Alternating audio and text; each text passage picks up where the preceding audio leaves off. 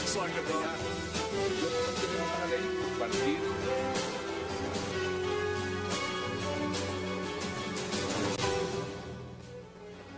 Bienvenidos a 360 grados, una visión global de la noticia, un espacio para debatir sobre todo lo que sucede en Colombia y en el mundo.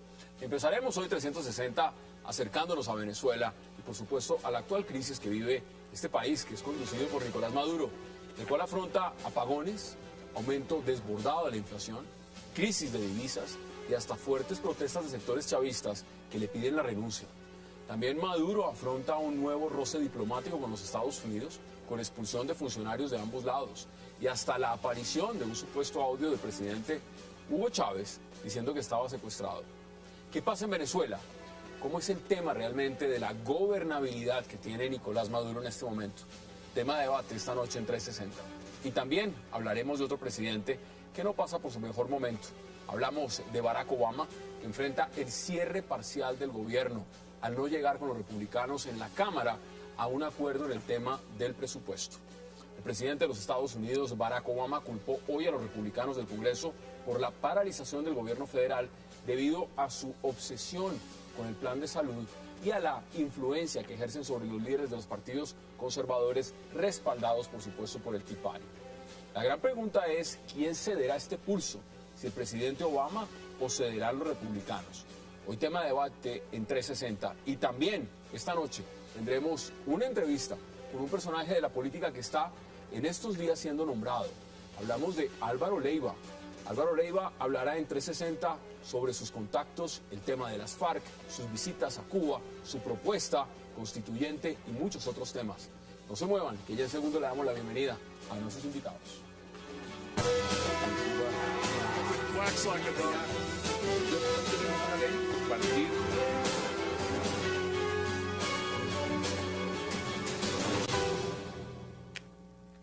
Y qué verdadero placer darle la bienvenida esta noche de viernes a Miguel Benito, a Rafat Godme, a Javier Loaiza y a Manfred Brothoff. Caballeros, como siempre, qué gusto y gracias por aceptar esta invitación. Buenas noches. Bueno, Rafat, qué gusto. Lo mismo digo. Vámonos a Venezuela. Yo leí el titular, usted vio todos los puntos que yo puse sobre la mesa. ¿Cómo ve el tema de Nicolás Maduro? ¿Cómo ve la gobernabilidad? Lo que está pasando y lo que está afrontando en este momento este presidente de Venezuela. Bueno, antes de decir lo que ocurre con Maduro, me gustaría aclarar algo previamente. Y es que yo no tenía ninguna duda de que en algún momento, tarde o temprano, la oposición en Venezuela iba a demostrar el nivel, el grado tan alto de ridiculez al que podía llegar. Este tipo de grabaciones, este tipo de cosas que sacan al aire presentando a Chávez vivo, diciendo que había sido secuestrado por Maduro, etcétera, etcétera, demuestra que en últimas, bueno, hay que tener... Pero dudas que Chávez está vivo en la misma isla con Elvis Presley y Adolf Hitler. Ah, bueno, Eso es un tema. Eso es un tema. eso es parte... Ahora está muy defensor de la oposición, muy defensor de Chávez. No, yo simplemente estoy diciendo que hay que buscar un punto justo, porque hace unos meses acusaba a Maduro y al chavismo de los pajaritos que rondaban y que demostraban el espíritu de Chávez por ahí. Un pueblo diciendo que recibía el espíritu de Chávez. Y que No, pero eso no eran acusaciones, era Maduro el que decía y el que contaba. Sí, pero entonces, ¿por qué la oposición sale con este tipo de conspiraciones baratas, con este descenso hacia una barbarie moral? Pues evidentemente porque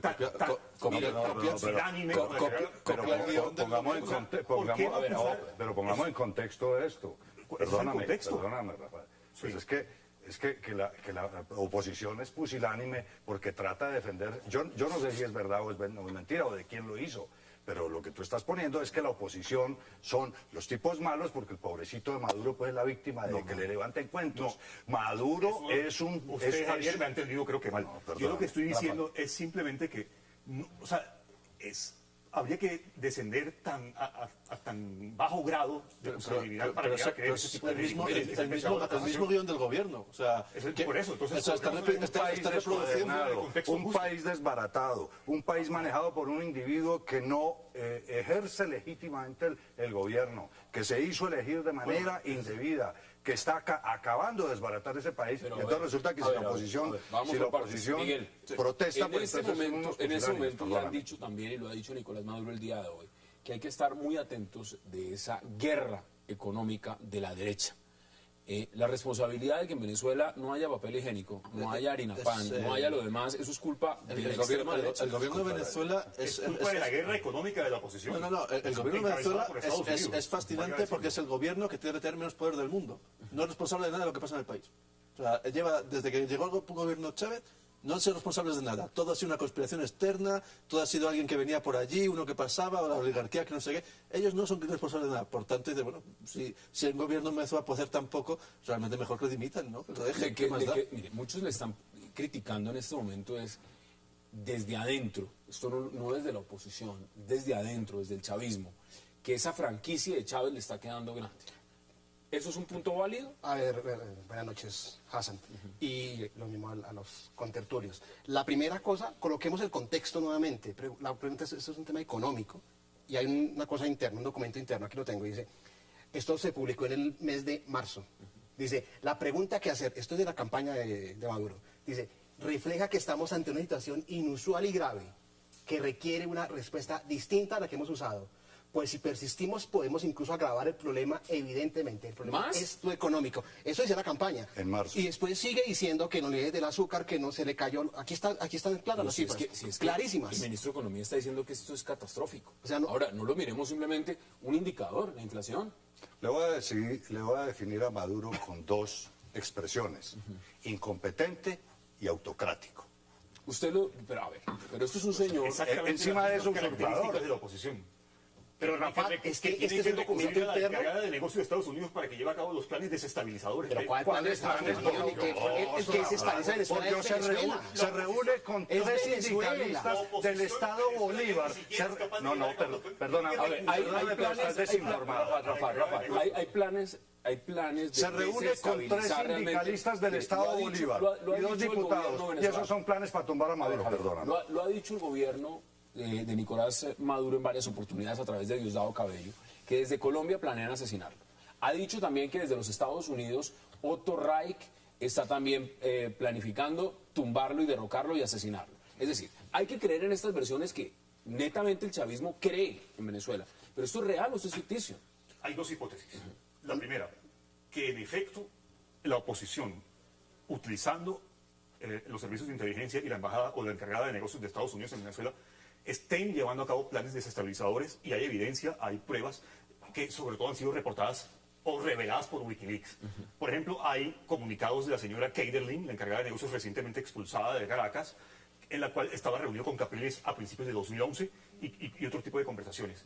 Esa es una hipótesis y hay cierta evidencia para hablar de que hay planes desestabilizadores. Segunda hipótesis, que en efecto el gobierno de Maduro esté utilizando esto como pretexto o como instrumento para paliar o para Me adhiero a tu disminuir. segunda hipótesis. Sí, pero también hay bastante evidencia para la primera. O sea, yo realmente me encuentro en un punto medio. Yo no niego que Yo creo que se hay encuentra en el crisis punto de una conspiración, No, espera un Rafa, momento, Manfred. porque esto no es serio. No, Rafa, lo que ha hecho no es serio. Funcionarios No de es serio. embajadas, Discúlpeme porque no es serio. sectores opositores, eso es conspiración. Yo estoy- entonces, eso es. No, eso no es serio. Manfred, Uno por uno, porque no que Rafa pueda terminar su punto. Yo estoy planteando dos hipótesis serias, con argumentos. Yo no sé usted por qué dice que no es serio. No es serio, Rafa, que el gobierno es desestabilizando de Estados Unidos. Mire, el hay peor pruebas. desestabilizador de Venezuela se llama Nicolás Maduro y quien gobierna el PSUV en Venezuela. Las medidas son pésimas y el documento que acabo de citar es una realidad. Decían que iba mal y que esto iba a suceder y sucedió ¿En y qué está se basa? sucediendo. Aquí han metido no solamente el tema del señor Otto Reich, el señor Roger Noriega y todo lo que usted quiera, Álvaro Uribe. sino que ahora metieron claramente también un audio, usted lo mencionaba, un audio del expresidente pues, Hugo Chávez. Yo creo que escuchemos extractos de ese audio. Hola, hermano, ¿cómo estás? Aquí estoy recuperándome, ¿no? Poco a poco. Conseguí que me prestaran este teléfono. Yo aún no lo conozco. Me costó mandar esta nota de voz. ¿Cómo están por la casa, Dan? ¿Cómo está la viejita? El viejito. Dile que los adoro, los amo. ¿Cómo los he extrañado, Dan? Todos estos meses. Aunque estoy aquí acostado, ¿no? Mucho dolor, pero recuperándome. Dijeron al mundo, a la patria, esta mentira. Dios mío, cuánta mentira. ¿Quién iba a pensar, ven? que el enemigo lo teníamos a nosotros ahí metidos. Cuántos abrazos me dieron, cuántas apretadas de mano, cuántas mentiras, cuánta porquería. Dios mío. Bueno, quiero que les diga a los muchachos allá que hoy, 16 de septiembre, estoy más vivo que nunca, más vivo que nunca. Y no va a ser fácil para el país, Adán. No va a ser fácil. ¿Qué les van a decir? ¿Qué vamos a hacer? Dios mío, no. Esto no tiene precedente, ¿no? Esto es una cosa horrible. ¿Qué vamos a hacer? Quiero que no pierdas la comunicación conmigo, Adán. Por favor, te lo pido. Ese audio que acabamos de escuchar causó revuelo en Se Venezuela. llama Bienvenido a Más Cuentachistes.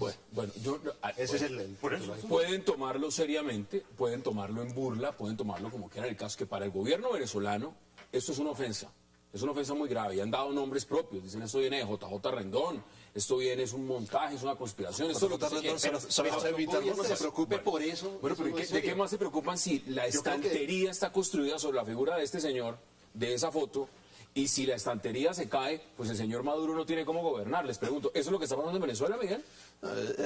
Tienen que revivir hasta un muerto. Pero para- si el muerto siempre ha estado vivo. Era un pajarito que hablaba, o sea, el muerto nunca se fue, siempre ha estado ahí. En ese sentido, El mismo grado de estupidez, el que creó esta cosa seguramente pensó que el venezolano promedio o que la audiencia que estaba viendo ese audio... Pero Rafa, eso llegaba- lo creen. es Para tan que un presidente, un estúpido. ministro de No. Comunicaciones y los demás enfoquen baterías para No, atacar esto es porque lo ven de manera seria. no, yo Estamos creo que defendiendo la forma Venezuela donde debe parte... ser, economía. No, y forma parte de este constructo de todo es una conspiración, todos son conspiraciones, entonces hay que darles vuelo a lo que sea. Pasan 4 tipos la frontera, es una conspiración. Hay alguien conspiraciones reales, más no teoría de la conspiración. Recuerda usted no. que Capriles Perdón. ha recorrido toda América Latina y Perdón. Estados Unidos llevando a cabo planes para llevar ya se- a desconocer el gobierno ya ha sido militar, tan conspirador. para llevar a desconocer- Ya ha sido tan conspirador. real, no digo de una conspiración. Es una conspiración tan uno por uno, complicada uno por uno. que lo hace a plena luz del día.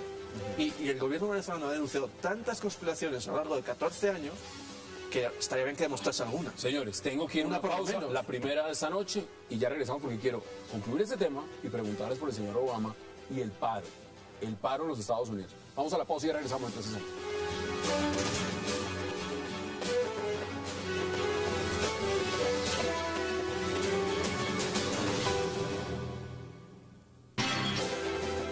Regresamos a 360 grados y vamos a las conclusiones de Venezuela. Manfred, 30 segundos, El máximo. problema es económico y no lo han atacado y Venezuela va a implotar económicamente. Ese es el gran problema. El resto que hemos corrido, el problema del audio, el problema de lo que pasó con Chávez, apagón, el apagón, Uribe, todo lo demás. Todo eso es una cortina de humo. El problema es económico y Venezuela va rumbo a un precipicio. Allá. 30 segundos. Tiene 3 enemigos Maduro. Uno, Diosdado Cabello, que conspira contra él permanentemente. 2, la situación económica y lo que hace la oposición. Definitivamente eso, más pronto que tarde, se desploma. Ahora enfilaron baterías contra Enrique Capriles, que dice él estar listo por si tiene que ir preso. Conclusiones, Miguel. Una mala telenovela con un muy mal libreto que llevamos viendo durante 12, 14 años, y es de esas malas telenovelas en que el protagonista se aburre, sale y le pone un personaje que interpreta el mismo personaje. Bueno, pues aquí lo tenemos. Acuérdese que usted pone la palabra telenovela y en Venezuela son muy buenos los culebrones. Así les dicen las telenovelas. Sí, ¿no? pero esta es muy mala. Muy mal. Pues, deme sus conclusiones, Rafa. Brevemente, yo le recomendaría muy humildemente al señor Maduro que en vez de seguir las teorías de la conspiración como las que tienen algunos de mis contertulios, se dedicara a 2 cosas. La primera, a que abandone ya el imaginario que gira en torno a Chávez. Y la segunda, que se dedique a destruir de una vez por todas la economía rentista que hay en Venezuela. Señores, de Venezuela, ustedes pusieron los puntos sobre la mesa, nos vamos al señor Obama. Porque el señor Obama en este momento está en una encrucijada y no es nada fácil. ¿Encrucijada del alma? Bueno, no sé si es del alma, Lo que sí es cierto es que está en el presupuesto. ¿Cómo ve usted lo que está pasando en los Estados Unidos, que se paralice el gobierno por no llegar a acuerdos en el Congreso? Bueno, es una estrategia política, evidentemente. No es nuevo. Ha habido 17, desde 1976, 17 cierres del gobierno. Y en ese sentido, creo que la apuesta está más y el debate está más dentro de los propios republicanos que con Obama. Realmente creo que hay una... ¿Usted le fija la tensión. responsabilidad más al Partido Republicano o a los demócratas? Sí, y más a un grupo del Partido Republicano que está presionando mucho de cara a las elecciones a su propia ala más moderada, más pactista, más como quieran llamarlo, y les está poniendo en una situación muy comprometida.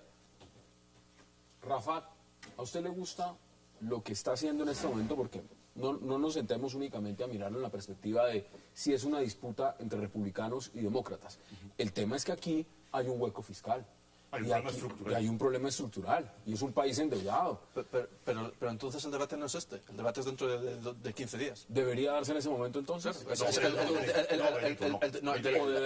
el aumento estructural. Claro, pero el debate, pero el de la deuda es el día 17. Esto no tiene nada que ver con la deuda, esto no afecta nada al presupuesto. Esto cuando se hizo con Clinton fue un 0,0 nada de la economía estadounidense. Es decir, esto económicamente no significa nada. A ver, aquí Pero se llegó al cierre. a ver, Claro, decir que pero no más significa igual, pero nada por aquí, un acto político, A ver, el día que empieza Obamacare, en fin, no es gratuito que sea el día que a ver, empieza Obamacare. ¿esto es político o cuando uno habla claramente y pone el título? Esto es subir el techo de la deuda, de eso se trata. Estamos endeudados y hay que subir el techo de la deuda y hay que pedirle permiso al Congreso para hacerlo. ¿Esto es un tema económico o es un tema político? Ambas cosas.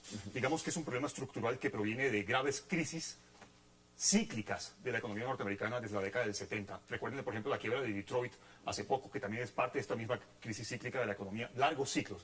Para usar términos de economistas, como por ejemplo, Manfred lo conoce como buen economista, los ciclos B o fase B contra Kiev.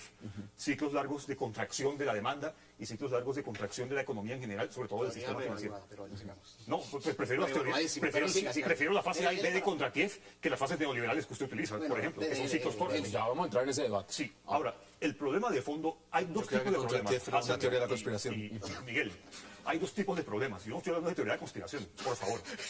Uno es estructural, o sea, la culpa no recae únicamente en Obama, pero de todos modos la segunda parte de la responsabilidad debe recaer en Obama, porque ha sido un pésimo gestor de la crisis. Y de hecho ha sido pésimamente asesorado por ejemplo, premios Nobel de Economía como Paul Krugman, que a su vez es también keynesiano. Y Obama y Krugman, bueno, de pronto mal asesorado por Krugman, Obama terminó convirtiéndose en una especie de keynesiano barato o keynesiano de segunda. Estamos hablando de un Estado, la principal potencia mundial, que tuvo que cerrar. ¿Qué quiere decir cierre de los gastos? Simplemente que no se puede financiar una sociedad donde hay 46 millones de pobres. Es que acá hay un tema de fondo, Javier. No es simplemente que no paguen los salarios de las bibliotecas públicas. Acá hay un tema y es bonos del tesoro. Acá hay un tema y es refinanciamiento de la deuda. Acá hay un tema que tiene que ver con todo lo que China ha comprado y atesorado para mantener los pagos de los Estados Unidos en la balanza comercial. Lo que estamos viendo es que si esto continúa y se extiende, la gravedad de la crisis económica es mayor. Ahora, ¿sobre quién recae esa responsabilidad? ¿Sobre el presidente Obama o sobre el Tea Party y los republicanos que están haciendo el bloqueo en la Cámara de Representantes? ¿A quién le cae la responsabilidad? El problema es Obama. El problema es El Obama. problema, mi abuela decía que el mal trabajador le echa la culpa a la herramienta. El problema no es de la herramienta. Claro, los factores, las herramientas, el entorno, la infraestructura, todo lo que usted quiera pueden agravar las dificultades. Y el problema no es que la gente tenga problemas, el problema es que la gente no sea capaz de afrontar y resolver los problemas. Y el problema de los Estados Unidos es que eligió un presidente, un señor que tenía apenas 4 años de experiencia como senador y que es un incompetente y lo ponen a manejar la economía más grande del mundo. Pero más incompetente que el señor George W. Bush. Nunca. O sea, Y de todos modos, Bueno, pero al otro se le apareció, digamos, la Virgen con el tema de la guerra y lo Permíteme, resolvió por ahí. yo quiero contradecir un punto de Javier. el problema en este momento es un problema de falta de liderazgo. eso es cierto. El Pero problema Partido es Republicano es un problema principal causante. de liderazgo. Y le voy a contar una cosa. En términos del problema en sí mismo, Obama está caminando por los pasillos de la Casa Blanca y sale a la avenida Pensilvania a buscar, a comer sándwiches. Lo que tienes que afrontar y qué- resolver el problema. y qué Lo que tendría tienes que que hacer? sentarse a negociar. Lo que tienes que buscar soluciones al problema. Y no a ver, esperar. a ver, Javier, No, yo ya pero retrocedí un perdóname, poquito. perdóname, Ya, porque suficiente. la responsabilidad de él como presidente es manejar y liderar la economía y la política del país. a ver, Y a ver. lo- Primero, y lo- Wall Street, Solo una Wall cosa, Street. Manfred, A ver, permíteme, Manfred, solo Manfred. una cosa. Obama, más claro no puede decir, vamos y votamos. Que cada cual se retrate. Los republicanos no quieren llegar a la Ha dicho, no negocio, y los otros están haciendo su juego político. Obama y se tampoco enfrenta a una negocian. minoría Los republicana republicanos están reticente. jugando... Tienen mayoría en la Cámara. Tienen mayoría en la Pero está Cámara. jugando un juego político. Y si ellos tienen que pagar un costo... juego lo tendrán político que pagar irresponsable, en un ciertamente. año. Sí, pero es que, a ver, Javier, vamos por partes. En 2 semanas, si esto no se acuerda, le voy a contar qué va a pasar en 2 semanas. No hay cómo pagar las pensiones. En 2 semanas. ¿Usted sabe qué va a pasar con los Eso me hace acordar aquí de un Javier, alcalde de permíteme, Bogotá, Javier, de unos permíteme, alcaldes de Bogotá Javier, y mira, funcionarios Javier. que salen a denunciar Javier, problemas a ver, como si Manfred, fueran ponga, presidentes de una ponga, ONG, póngalo sobre la mesa. alcaldes y responsables de la A ver, política Primer punto, pública. Wall Street, hoy, Igualito. la variación de los índices de Wall Street fueron mínimos. Conclusión, Wall Street no tiene ¿Quién es el gobernante no de tiene esta ninguna preocupación. O sea, esto no va a pasar a mayores, esto en 3, 4 días o 2 semanas se va a resolver. No hay nada que hacer, eso se va a resolver. El problema de fondo es el siguiente, se está financiando con deuda hoy. Y esa deuda hoy se tiene que pagar con impuestos el día de mañana. Es decir, la siguiente generación va a tener que pagar más impuestos. 85.000 millones por de dólares mensuales irresponsabilidad. imprime A ver. el Estado Por- Señores, por- todo el tema de la deuda está pasando por la Reserva Federal. En la Reserva Federal lo que le está diciendo el presidente Obama cada que pasa esto es hágame un favor, imprímame más billetes. Imprímame 85.000 más. millones de Imprima dólares más. mensuales. La Reserva Federal está imprimiendo. Los Pues, chinos están comprando todos los bonos del está Tesoro imprimiendo directamente. y la deuda ya la tienen los chinos. Pero no es- En este momento está paralizado el gobierno. Está paralizado, está paralizado. En 2 semanas no hay cómo pagar pensiones. ¿Esto es una crisis económica o es una crisis política? O como dice Rafa, es ambas. El pretexto Es ambas económico y da pie a lo político. Arrancó en el 2011. A ver, 2008, un poquito. No, no, pero no, 2008. lo que empezó a suceder.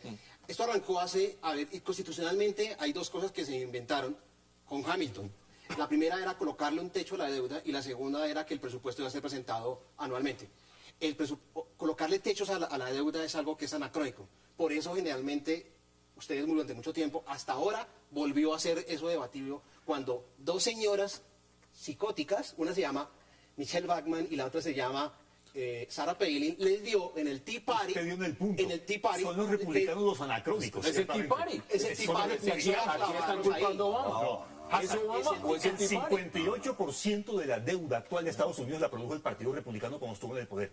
Reagan y Bush. ¿Y las guerras de Irak Y y las guerras de Irak y Afganistán no Afganistán. generaron deuda? Exacto, entonces fueron los recortes fiscales de Bush y Reagan, fueron las guerras de Afganistán y de Irak, y fueron los gastos, digamos, la inversión en gastos que llevó a cabo Bush justamente en Pero la la guerra de Irak. continuó en plena, la continuó Obama. Pero y no no, ha parado. pero, Paul miremos las Johnson cifras. la continúa. Tomados en conjunto, Clinton y ¿Y Obama. cómo son detiene tremendos. usted, problema- ya voy Javier, cómo detiene usted eso que usted plantea cuando usted no tiene mayoría en el Congreso? Es que ¿Cómo lo detiene si Claro. la Cámara de Representantes es el Partido Republicano quien tiene la última palabra y usted puede pasar las propuestas que usted quiere presupuesto? Los republicanos le dicen, no señor, no se lo apruebo.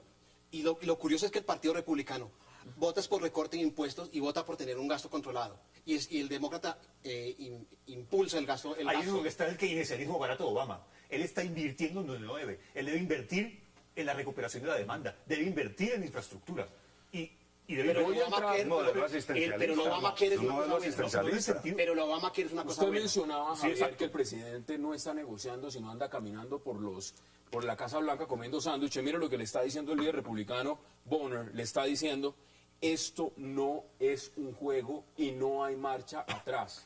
Me quedan menos de 3 minutos. Yo Empiezan en lo sus que quiero conclusiones. insistir es que en democracia se nos volvió, bueno, y en autocracia era peor, pues, pero en democracia se nos volvió que elegimos al tipo más simpático, el que echa los mejores cuentos, el más querido, pero generalmente el más incompetente. Normalmente los gobernantes que se eligen son gente incompetente e impreparada ¿Solo en Estados Unidos o en Colombia? No, también. Yo estoy hablando de Bogotá, y estoy hablando de Colombia, y estoy hablando de Venezuela, y estoy hablando de Estados Unidos. El problema es que el mundo cambió, Hassan. El mundo no es el mismo mundo que era hace 20 años. Hoy es un mundo urbano, es un mundo global, es un mundo interconectado, Lo que es un tiene mundo que con ver- unos problemas de Eso que carácter. tiene que ver. Eso no tiene nada que ver. Vamos por las ramas. pero, Estamos yendo por Dios, las no, ramas. no, Pero vamos por las ramas. A ver, Le primero la quedan economía, 15 no sé si segundos es para sus urbano o urbano. conclusiones. Obama es un incompetido Obama no tiene la capacidad de liderazgo y tiene la responsabilidad Eso lo sabemos ya. porque el Sí, sí, presidente ya lo sabemos. es él, pues eso es lo que Bueno. estoy diciendo. Ya lo sabemos Él rápido. es el presidente. Señor Los, Rafael los republicanos están cumpliendo su función, Rafa hacen Gómez, oposición. 30 segundos sus conclusiones. Estoy de acuerdo con que Estados Unidos puede recortar el gasto sin necesidad de recortar o de llegar a ese supuesto techo. La verdadera responsabilidad recae básicamente en una posición recalcitrante e infundada del Partido Republicano, aunque en parte también se debe a la pésima gestión de Obama. Le doy dos elementos para que me den ustedes conclusiones. Están molestos los republicanos porque el señor Obama ha preferido meter fondos federales en un tema de reforma a la salud y recortar en lo que le gusta a los republicanos, que es Pentágono y defensa.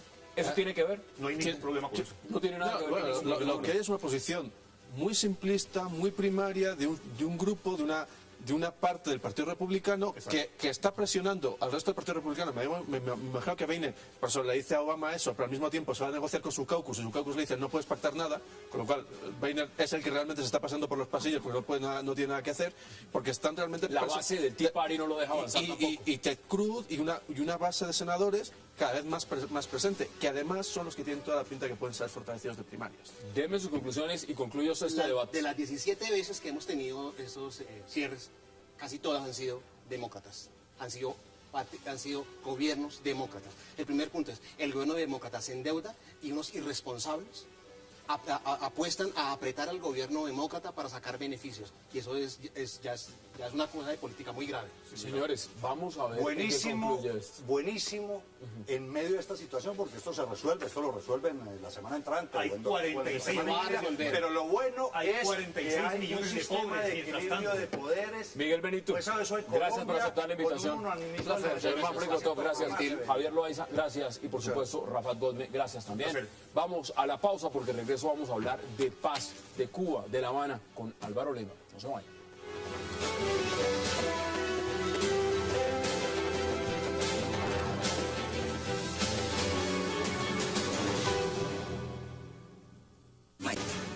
Regresamos a 360 y ahora vamos a hablar del proceso de paz de La Habana. Y qué mejor que tener a Álvaro Leiva aquí en 360. Doctor Leiva, qué gusto. Qué Hassan, qué gusto. Mire, mucho han hablado de usted esta semana por todo lo que ha pasado. Y empiezo porque vi declaraciones suyas y me parecen muy interesantes cuando usted dice, si falla el proceso no es culpa mía. No, imagínese usted. Eso no es culpa suya. Ya le están achacando a usted las responsabilidades si eso no funciona. Es que hay que buscar una cabeza de turco. Pero yo llevo 30 años, mire, toque aquí. Eso Sí, se no, llama, no, no, eso es cuero de cocodrilo, no va a pensar que eso... Entonces yo vi a María Isabel Rueda, el domingo dijo una notica y una cosita, y dije, esto está combinado. Entonces, el sábado, Camila Zuluaga, de allá, me había pedido un reportaje y yo la recibí. Y entraba Alberto Casas al edificio donde yo vivo. Entonces, ¿qué hubo, Alberto? Sí, bueno, en fin. El domingo me llamaron de la W a ver si les pasaba el lunes. Pero yo puedo tener cara de bobo, pero bobo no soy. Yo iba en bicicleta y lo vi a usted en la 11. Lo vi caminando. Claro. Pues en Cuba no estaba porque aquí lo Está. vi. Pero entonces el lunes, pues yo realmente no pasé al radio, que está en Cuba, es que se la pasa en Cuba. Entonces Alberto Casa dijo, pues si yo estoy en la casa de él. Y aún más, yo había hablado con la W el domingo para decirles que no pasa. ¿Pero usted está yendo a Cuba? No, ¿Está hablando con las FARC? mire, yo las 3 veces que he estado, he llegado, han sido 24 horas. Y he venido a buscar al gobierno. Pero si no quiere pasar al teléfono, he buscado... ¿Pero quién no quiere hablar? ¿El presidente no quiere hablar con usted? No, yo ya estoy convencido de que no. Es que eso tiene antecedentes. Cuando él recién se posesiona, a mí me llegó una notica de Cano, que en su comienzo dice, en mi léxico no existe la palabra ingratitud. Yo hacía años no sabía de Cano. ¿Cuál fue mi primera reacción? Buscando un contacto. Llamé, nada, que no.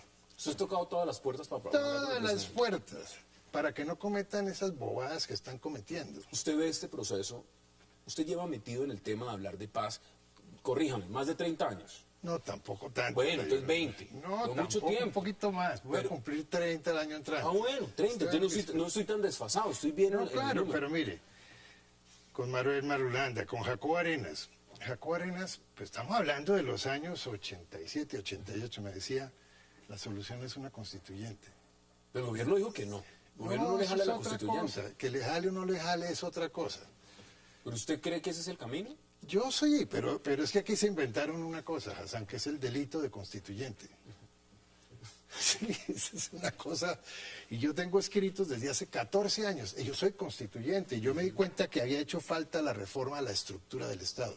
Todo esto que vemos de la justicia, del Congreso, ¿no? Las peleas entre el fiscal y la Procuraduría, el reordenamiento territorial, ¿sí? La segunda instancia para los congresistas.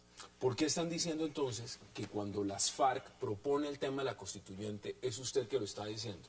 Que usted les dice... No, mire, pero aún más, en marzo de este año yo escribí, Roberto Pombo, yo estoy agradecido con él porque me ha prestado su página completa 2 veces, una para el libro de San Andrés y Providencia, porque yo le he dedicado muchos años a ese tema.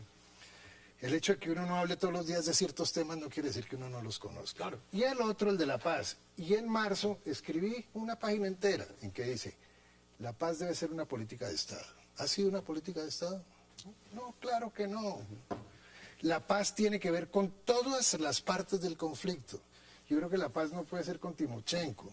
Hay que ver, hay que preocuparse por los militares. Pero entonces a usted no le gusta, digamos, cómo está planteado el proceso en este momento. Está No, con 5 claro puntos que y con no. unos negociadores. Claro que no. Pero me parece, es decir, otra cosa, en el reportaje famoso del martes, es que Leivas conoce porque, mire, que está hablando por la... No hay nada en ese reportaje, yo lo reto a usted y a cualquiera de las personas que me está escuchando en este momento. Lean y verá que no hay nada que no haya sido publicado en uno de esos comunicados de ellos. Es que aquí nadie se lee nada. Aquí hay congresistas que firman reformas a la justicia sin haberlas leído. No, pues eso está claro. Entonces usted comprende que en ese mar de falta de información, el que salga y diga algo y dice, no, es que se está interpretando no sé qué. A ver, ¿qué es lo que más le preocupa? Mire, aquí hemos debatido en esta mesa con varias personas de todos los sectores políticos y posiciones y lo demás. El criterio, primero, de los tiempos. Sabemos que hay un tema que si el proceso se está politizando o no por el tema de la reelección. ¿Eso a usted le preocupa? No me preocupa. A mí lo que me preocupa es el tema de la reelección. Porque hay otra cosa que hay que hacer. Hay que leerse el acuerdo. El acuerdo, los términos del acuerdo. Dice que ojalá rápido, pero que sin embargo, si hay que hablar más, pues se habla. Entonces... ¿Cuánto es más? Si este gobierno... Lo que sea necesario. Lo que sea necesario, obviamente no hacer de eso un deporte, ni mucho menos, pero lo que lleve a una paz estable y duradera. Porque eso pegado con babas. Entonces, resulta que hay un afán electoral. El 25 de noviembre tiene que definir el presidente si va o no pues va. Eso no tiene... si usted lee la agenda, ahí no habla de eso.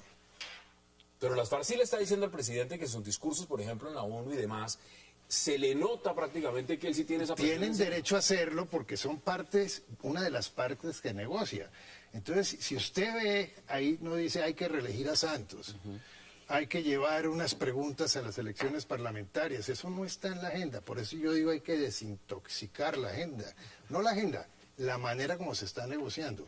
Hay unas angustias del presidente y de su gobierno porque tienen un calendario electoral. Por eso, fíjese, alguna persona muy cercana al gobierno, hace pocos días me lo encontré en Barranquilla, me dio la razón, me dijo, si hubiéramos aceptado la propuesta de correr el calendario electoral de alcaldes, concejales, no para el presidente, para todo el mundo, 2 años sin reelección. Sería otra cosa. Sería otra cosa. Pero el presidente con su gobierno, con sus ministros, con sus delegados, pero mire, ha venido ensuciando ese proceso con un afán electoral que no hace parte de la agenda. Y yo como colombiano me angustio. Pues usted lleva tratando el tema, mire. Leí también que usted decía lo siguiente y me pareció muy curioso. Usted dice, yo no le hablo al oído a las FARC. Muy de vez en cuando, si acaso, a mi esposa. Sí. Ahora, entonces, si es difícil, si no le habla al oído a las FARC, si ha tratado de comunicarse con el gobierno y el gobierno tampoco, no le pasa el presidente al teléfono, y usted también ha dicho que prácticamente salvó al presidente de ir a la cárcel. Claro, pues es otro cuento. Lo que pasa es que eso es una respuesta al cínico del presidente del Senado. Si quiere le relato... Cuéntemelo. El presidente se metió en una tontería que llamaron la conspiración. ¿Usted recuerda? Un buen día yo fui en representación del gobierno a hablar con Reyes y me dijo, adivine con quién conversé. Le dije, no, ¿con quién? Me dijo, con Juan Manuel Santos. Le dije, ¿cómo así con Juan Manuel? No había proceso de paz. No había nada, estaba adelantando apenas. Después me buscó y me dijo, présteme su radioteléfono, présteme su radioteléfono. Le dije, bueno, busquémoslo. Y estaba guardado en la oficina de Gabriel Izquierdo, sacerdote.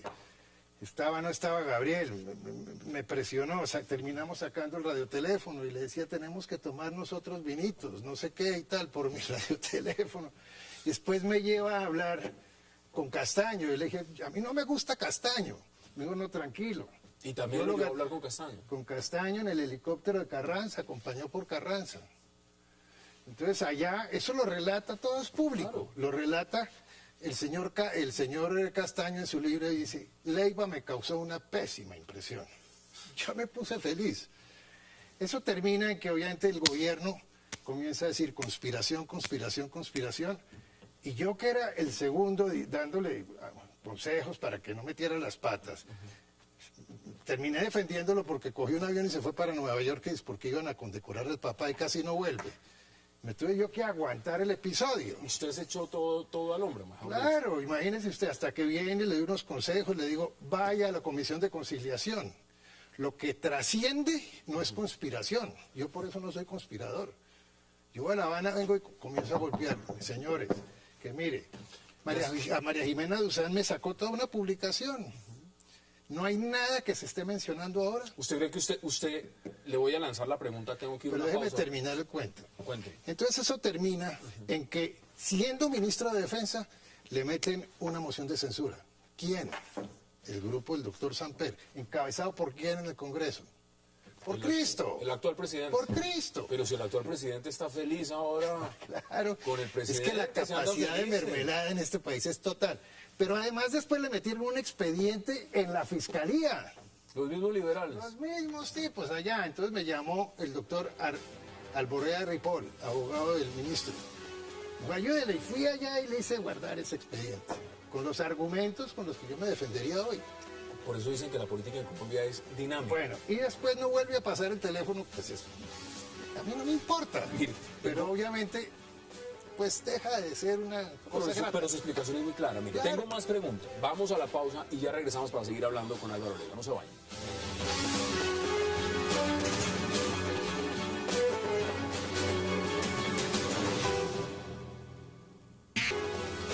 Regresamos a 360 y continuamos con Álvaro Leiva hablando de lo que es la paz. Mire, ¿cuál es su propuesta? Porque usted tiene una propuesta. ¿Cuál es esa propuesta? No, yo en este momento lo que yo espero como colombiano es que se desintoxique del proceso electoral la paz. Es una cosa demasiado grande. En un momento dado se quiso evitar aplazando el calendario electoral, pero la realidad es que el gobierno está angustiado y por eso quiere en un referendo amarrar una serie de cosas. Y por ahí está en los comunicados. ¿Qué es lo que quiere? Que le den facultades extraordinarias, pero se parece un poco a la ley famosa de Chávez, para hacer y deshacer, y crear y para hacer un congresito. Es ley habilitante. Eso sería más o menos... Sería como una ley habilitante, llamémoslo así. Entonces hace correr el calendario, es decir, ya no son dos elecciones distintas, sino no es la misma. Y además aprovecha el umbral. Pero mire, usted dijo algo muy interesante, congresito. Si eso llegase a darse, a constituirse, pues ¿qué va a pasar con las elecciones legislativas? Y con los que lleguen... Es cuando yo veo que hay una... Porque yo tengo que pensar en el país. Si yo no es que le hable al oído y tal, sino yo puedo decir eso es una locura. Yo soy una especie de sponsor, eso está... En los libros del derecho internacional público, sobre todo del siglo XVIII y siglo XIX, están ahí. Eso se sabe que es un sponsor. Acuérdese de la expulsión de Manizales, de la expulsión de... Es decir, no trata de dar consejos. ¿Por qué? Se dirá, pues, de golpe por lambón. Oye, ¿por qué no lo llevaron? ¿Por qué no lo metieron usted en la mesa? ¿Por qué el equipo negociador no le dijeron, venga el equipo negociador? No, porque es que yo para lo que sirvo es para decirle a cada cual, como un árbitro, sacar una tarjeta amarilla y tal, no hagan eso. Entonces, si yo termino del lado del gobierno, pues entonces termino, digamos, como pierde una... credibilidad con el otro, y el arte está en conjugar los 30 años de experiencia para poder no sé, dar consejos y demás. Yo sí tengo una propuesta, la estoy elaborando, la estoy madurando, quisiera hacerla la semana entrante. Una cosa, tengo el problema de que como es mía, entonces van a decir, no, ese tipo que... Pero yo estoy pensando en el país, en a ver si podemos salir de este atolladero. Pero váyame contando puntos. No, hay unos puntos interesantes, ya verás. Más bien, vuélvame a invitar. No, pues aquí nos vemos cuando la Pero vaya a lanzar, viene y me la lo cuenta. fundamental es que el país entienda. Primero, yo no soy un marxista, yo soy un conservador. Llevo 2 días en el Congreso Conservador. ¿Usted viene de allá? Vengo de allá. José Eusebio Caro lo explica. Dice, sin paz no hay nada, sin paz no hay ¿Pero a democracia. usted le molesta que lo tilden y digan... No, por usted eso lo que le está decía haciendo que es yo hacer- tengo piel de cocodrilo. Porque eso es una patanada. Mire, el primero en hablar con el EPL fui yo. El primero en hablar con el Quintín Lame fui yo. Ahí no podían decir que yo era el Quintín Lame porque de golpe la cara no se prestaba. En el M19 hice liberar a Álvaro Gómez Hurtado. Hasta nuestros días con el ELN. Entonces a mí me van especializando. Pero yo tengo el mismo trato con el ELN y cuando venga lo del ELN, si hay una locura, yo pego el grito. Pero mire, escuchándolo, uno da por lo menos el matiz, la sensación de que usted en Juan Manuel Santos no ve la persona que vaya a firmar la paz. Es No, decir, lo que pasa es que Juan Manuel es una criatura muy especial. ¿qué quiere Es decir? que, por criatura es que se lo especial? acabo de contar. Va uno y lo defiende la fiscalía y no le pasa el teléfono. Por lo menos dé las gracias. Diga, oiga Álvaro, venga, lo invito a comer. Pero no, ese es un problema de temperamento. Pero usted no lo ve firmando la paz. Sí, pero si me hace bobadas. Es que yo lo digo, a mí el hombre no me gusta. Pero si yo veo que él es el de la paz, voy y voto por él, porque yo pienso primero en mi país, en la paz, en la tranquilidad y poder hacer de este país una potencia que tiene vocación de potencia. Le da temor, muchos lo ven de esta forma, que si el partido del expresidente Álvaro Uribe llega a ganar pues puntos importantes electorales en el Congreso, puedan frenar una propuesta de paz. ¿o No, mire, es que las cosas, todo tiene ley de gravedad, depende de lo que usted haya formado, la criatura que haya sacado. Pero si usted está en vísperas de la paz, se tiene que montar en ese carro, si no el país se le levanta. Lo que pasa es que ya es hora de sacar del diálogo de La Habana algo concreto, algo que le implique a la gente respiro, que diga, Pero si qué maravilla. acaba de salir Iván Márquez diciendo que los avances son muy modestos. Pues claro, por eso hay que meterle velocidad. Muy modestos por esto, porque son 6 puntos. Y obviamente van apenas en el segundo punto del segundo punto. Pero uno ve las cuartillas más o menos lo que entiende de lo que mandó Son Iván Márquez. 25 cuartillas. Bueno, pero ahí como que han discutido más de Claro lo que, que han sí, dicho. pero como eso llega con 6 puntos, por ejemplo, el tema que están tocando ahora, que es el de la refrendación, es el punto 6. Entonces, con esta angustia electoral, Sacando tema agrario, participación política y metiendo hay más representación, puntos. claro. Hay más puntos, el de narcotráfico. El de narcotráfico. ¿Usted cree que se van a desmovilizar de aquí a marzo? Los ve entregando las armas, por eso Uribe dice, el proselitismo armado. ¿Sí me explico? Falta de claridad, falta de mensajes de confianza, hacen trascender el apuro, la angustia, viene el problema de las encuestas, no duermen de noche y comienzan a ponerle forceps a una cosa que tiene que ser tranquila después de 60 años de combates. El otro punto es el siguiente, y aquí ya empezamos a resumir. Tema de la impunidad. ¿Cómo vio la reunión del presidente Santos con la fiscal de la Corte Penal Internacional en Nueva York? ¿Usted Pues cree mire, que ahí va a tener un No, choque yo no importante? creo, yo no creo. Es que mire, de golpe ese es el tema que yo más conozco, ¿no?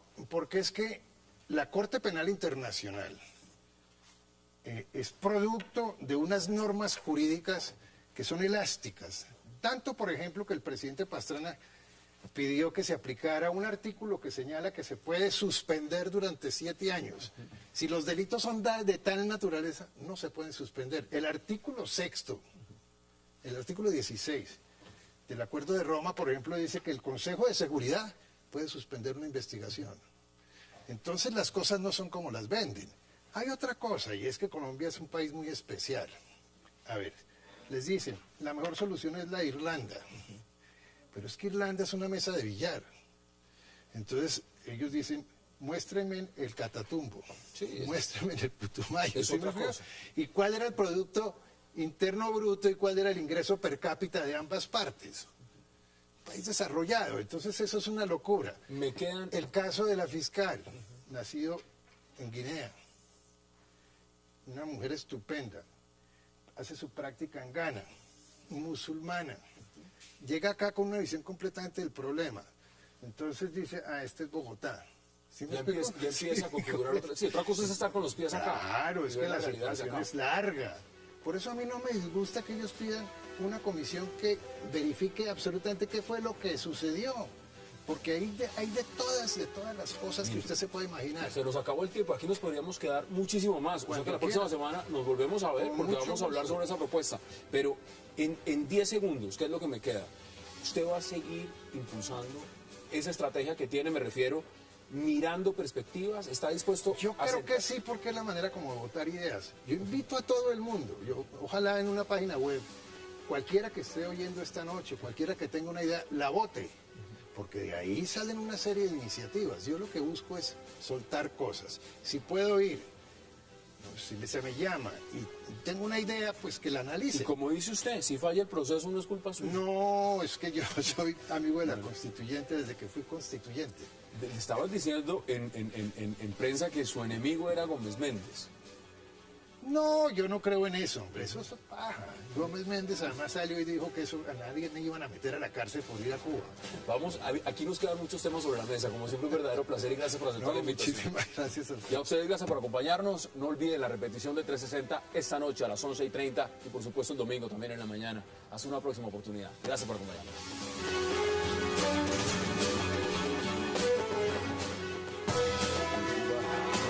Wax like a dog.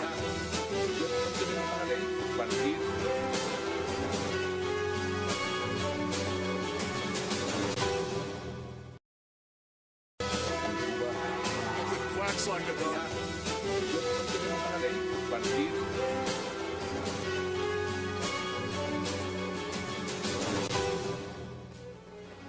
Bienvenidos a 360 grados, una visión global de la noticia, un espacio para debatir sobre todo lo que sucede en Colombia y en el mundo.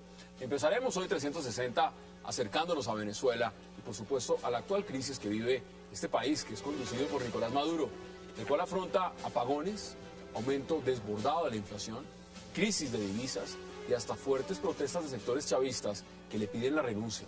También Maduro afronta un nuevo roce diplomático con los Estados Unidos, con expulsión de funcionarios de ambos lados y hasta la aparición de un supuesto audio del presidente Hugo Chávez diciendo que estaba secuestrado. ¿Qué pasa en Venezuela? ¿Cómo es el tema realmente de la gobernabilidad que tiene Nicolás Maduro en este momento? Tema de debate esta noche en 360.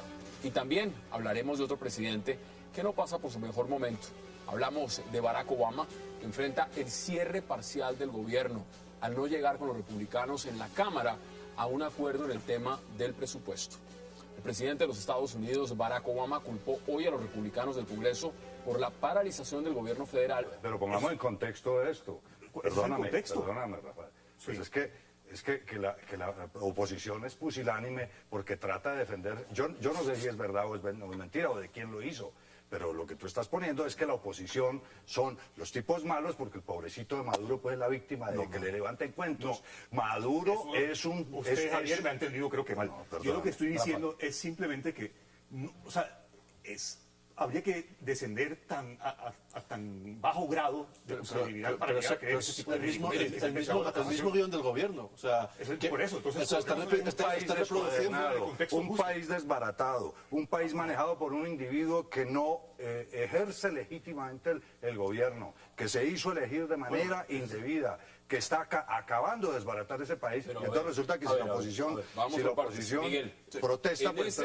En ese momento le han dicho también, y lo ha dicho Nicolás Maduro el día de hoy, que hay que estar muy atentos de esa guerra económica de la derecha. La responsabilidad de que en Venezuela no haya papel higiénico, no haya harina pan, no haya lo demás, eso es culpa del gobierno de derecha. El gobierno de Venezuela es culpa de la guerra económica de la oposición. No, el gobierno de Venezuela es fascinante porque es el gobierno que tiene menos poder del mundo.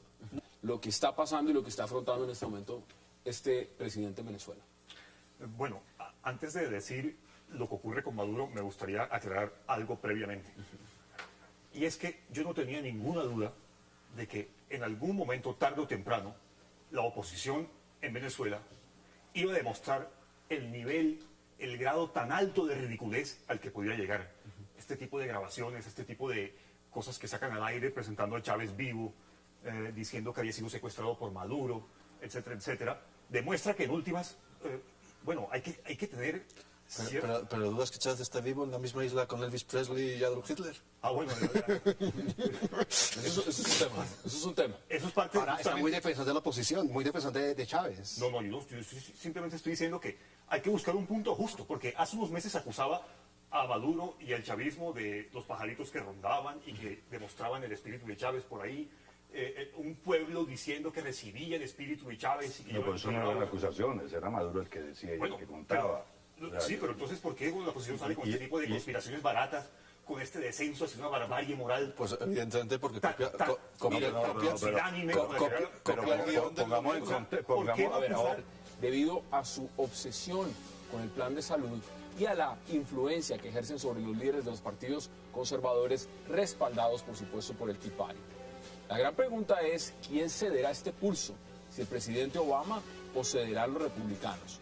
Hoy tema de debate en 360 y también esta noche tendremos una entrevista con un personaje de la política que está en estos días siendo nombrado. Hablamos de Álvaro Leiva. Álvaro Leiva hablará en 360 sobre sus contactos, el tema de las FARC, sus visitas a Cuba, su propuesta constituyente y muchos otros temas. No se muevan, que ya en segundo le damos la bienvenida a nuestros invitados. Wax like a dog.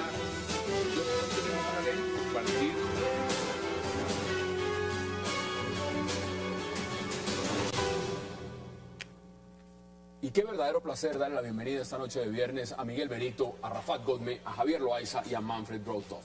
Caballeros, como siempre, qué gusto y gracias por aceptar esta invitación. Buenas noches. Bueno, Rafat, qué gusto. Lo mismo digo. Vámonos a Venezuela. Yo leí el titular, usted vio todos los puntos que yo puse sobre la mesa. ¿Cómo ve el tema de Nicolás Maduro? ¿Cómo ve la gobernabilidad? No es responsable de nada de lo que pasa en el país. O sea, desde que llegó el gobierno Chávez, no han sido responsables de nada. Todo ha sido una conspiración externa, todo ha sido alguien que venía por allí, uno que pasaba, la oligarquía que no sé qué. Ellos no son responsables de nada. Por tanto, dice, bueno, si el gobierno me va a poder tan poco, realmente mejor que lo dimitan, ¿no? Que lo dejen, ¿qué más da? Mire, muchos le están criticando en este momento es desde adentro, esto no desde la oposición, desde adentro, desde el chavismo, que esa franquicia de Chávez le está quedando grande. ¿Eso es un punto válido? A ver, buenas noches, Hassan. Y lo mismo a los contertulios. La primera cosa, coloquemos el contexto nuevamente. La pregunta es, esto es un tema económico y hay una cosa interna, un documento interno, aquí lo tengo, dice, esto se publicó en el mes de marzo. Dice, la pregunta que hacer, esto es de la campaña de Maduro, dice, refleja que estamos ante una situación inusual y grave que requiere una respuesta distinta a la que hemos usado. Pues si persistimos podemos incluso agravar el problema, evidentemente. El problema es lo económico. Eso decía la campaña. En marzo. Y después sigue diciendo que en los niveles del azúcar, que no se le cayó... Aquí están claras las cifras, clarísimas. El ministro de Economía está diciendo que esto es catastrófico. O sea, ahora, no lo miremos simplemente un indicador, la inflación. Le voy a definir a Maduro con dos expresiones.